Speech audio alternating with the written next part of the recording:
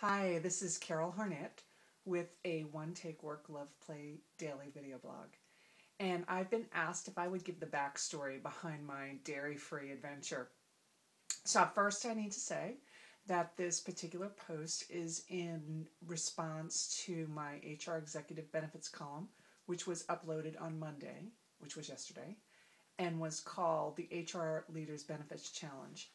And the column sprung from something that I thought about for months and executed in January, which is that I wanted to make some kind of a behavior change, which was not going to be easy for me, so that it was more analogous to what it might be like for an employee who's asked to do something that they really don't want to do, have no desire to do, don't feel a need to do, even if they sometimes understand it could be important. Now for me, the major things that we want people to do from a health perspective, I do pretty easily.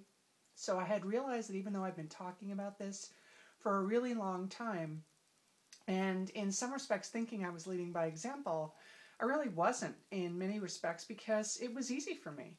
I was raised in a family that just made it pretty easy to eat well and move your body and play and eat lots of fruits and vegetables and not smoke. And we also were trained to save for a rainy day and to not to pay our credit cards in full at the end of the month, and to even when I made no money at all when I first was in healthcare, to maximize our, at that time for me, a 403B contribution and then eventually a 401k. So I just was raised in this sort of odd circumstances that made all that easy. So I thought about it, and actually a couple months before I actually told anyone, I started toying with the idea of giving up dairy food or dairy-related products because it's something that's just such a large part of my life.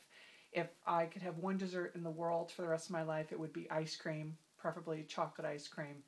I eat, or used to eat, cheese every day and drank 24 ounces of milk, and would use sliced cheese on apples as a snack and grated cheese on Italian food, and eggplant parmesan is my favorite meal. And so this, believe it or not, was a pretty big deal. Yogurt is a favorite treat. I know I sound weird, but it is what it is. So I thought about it for a couple months.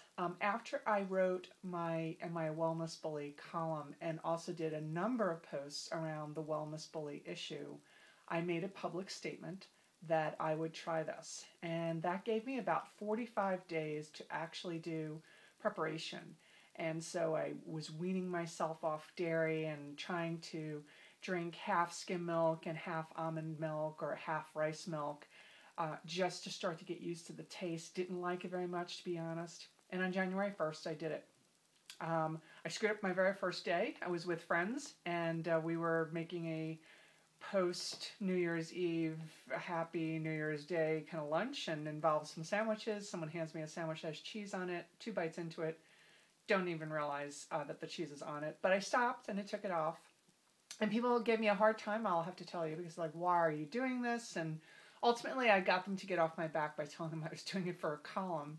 I was really doing it for more than that. And then only one other time in this 21-day commitment I made, so pretty short-term commitment, huh? This 21-day commitment I made, I was out and I was tired and I was hungry and I wasn't home, and I went to a restaurant and literally there was not one thing on the menu that didn't have dairy in it. And I was sick of negotiating with waiters and cooks, and so I frankly ordered a cup of New England clam chowder and had a chai latte, which is an extremely odd dinner to have, but that's what I had, and I just decided to let it go. And otherwise, I was good for the 21 days. I had 2 screw-ups in those 21 days. Here's what I didn't tell you in the column. And I didn't clarify. I should be saying that I write this column for HR Executive, and I am hired and paid to do that. But they in no way are involved in this blog post, nor do they require it. And the reason why I always tell people that is because of FCC regs. Anyway, back to the story. Here's sort of a couple of interesting things that happened.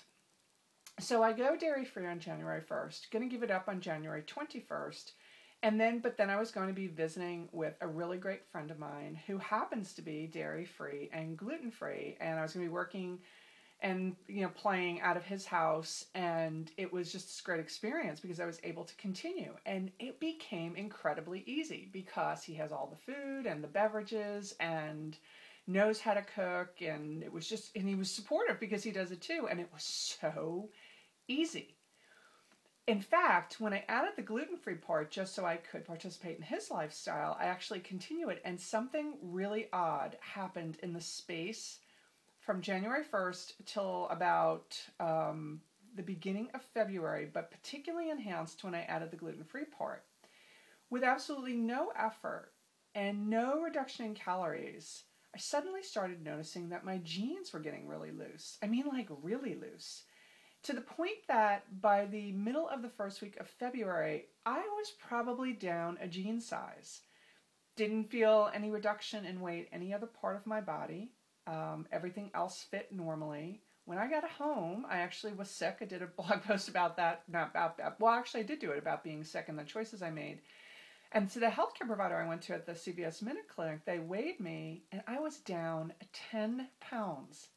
Now, here's what I want to add to all this. It was 10 selective pounds because, again, when I actually now had time to sort of survey everything, the only thing that had changed was the area around my lower body, specifically around where my intestines would be, which now leads me to believe that maybe I have some kind of a gluten issue that I never knew I had.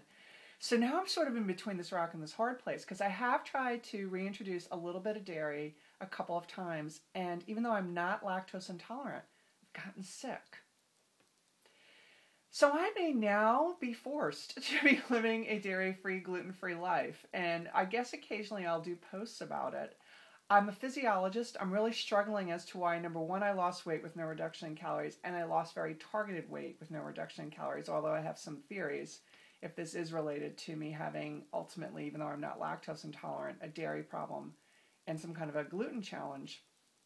It would make sense that I would lose weight specifically around where my intestines is or are. So that's sort of the backstory. So I'm not just doing this for 21 days. I'm now going to try to do it as a lifestyle. It is becoming very hard because people who are not gluten and dairy free are trying to feed me and make me, and not make me, but put me in a position where I have to challenge myself to eat things that I now don't want to eat, or figure out how to only eat the things I can without being rude. So that's the backstory. So this is Carol Harnett with the One Take Work, Love, Play Daily video blog, saying that I hope you've had some great work today, are enjoying some tremendous love, and of course have had a great time to play. Thanks.